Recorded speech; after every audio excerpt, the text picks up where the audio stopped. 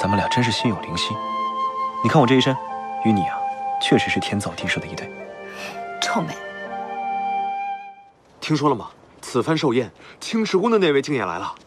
上次在东华上君的寿宴上闹成那样，这一次不知道又会发生什么事。几万年了，哪次盛会有这么热闹？看来天宫对这次盛会极为重视。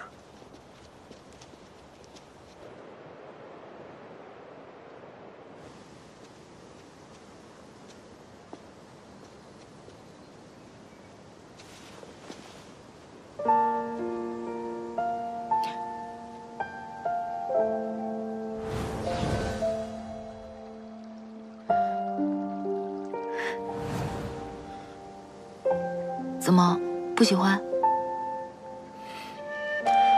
凤冉为你准备了那么多身衣袍，为何偏偏选了这一身呢？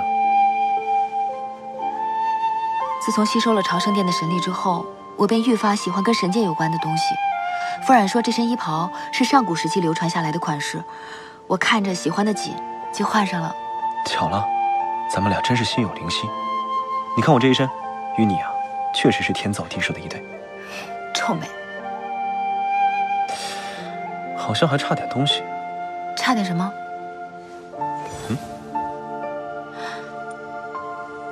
这个簪子的款式我还是第一次见，颇像神界之物。与你这身衣袍简直天作之合。特意准备的礼物。来，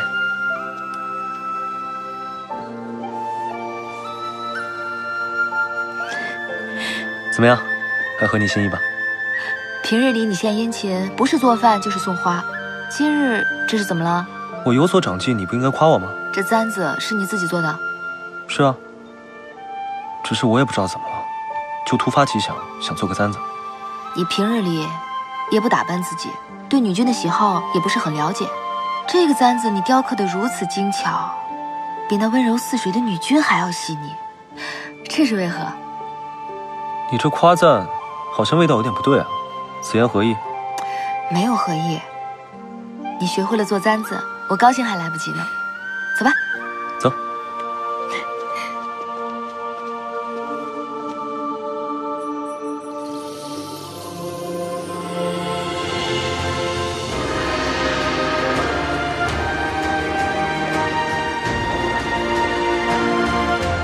恭贺天后寿辰，祝仙福永享，寿与天齐。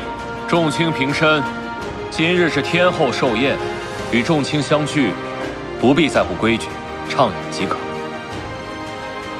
后池上神，北海上君青木前来贺寿。